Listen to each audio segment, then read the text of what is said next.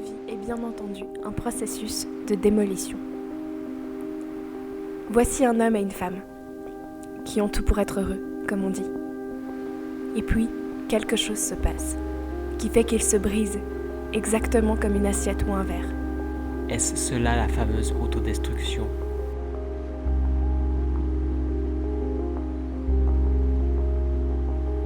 Toute vie est bien entendu un processus de démolition.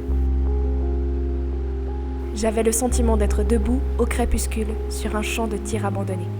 Un fusil vide à la main et les cibles descendues. Est-ce cela, la fameuse autodestruction ? Aucun problème à résoudre. Simplement le silence et le seul bruit de ma respiration. Et qu'est-ce qui s'est passé au juste ? Simplement le silence et le seul bruit de ma respiration. La fêlure silencieuse.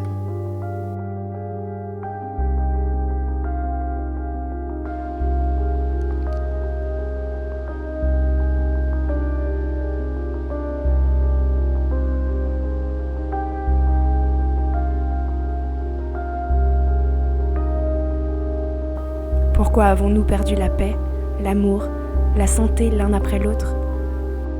Il y avait une fêlure silencieuse, imperceptible, à la surface.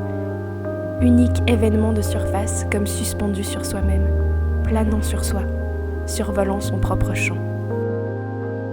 J'avais le sentiment d'être debout au crépuscule sur un champ de tir abandonné, un fusil vide à la main et les cibles descendues. Aucun problème à résoudre. Simplement le silence et le bruit de ma respiration.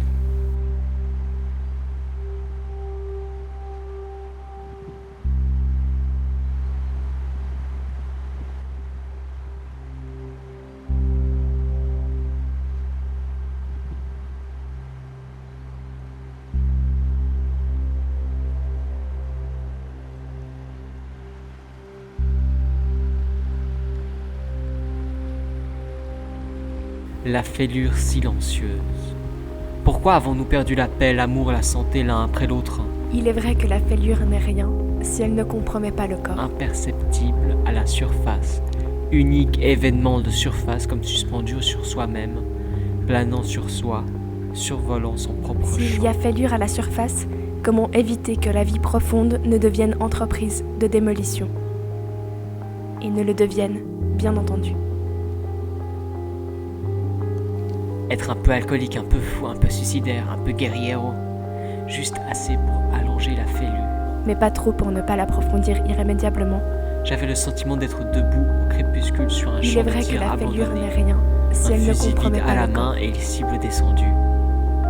Toute Aucun vie est bien problème à entendu résoudre. un processus Simplement de démolition. le silence et le bruit de ma respiration.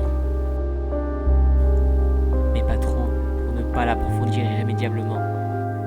Où qu'on se tourne, tout semble triste. Il y avait une fêlure silencieuse, imperceptible, à la surface.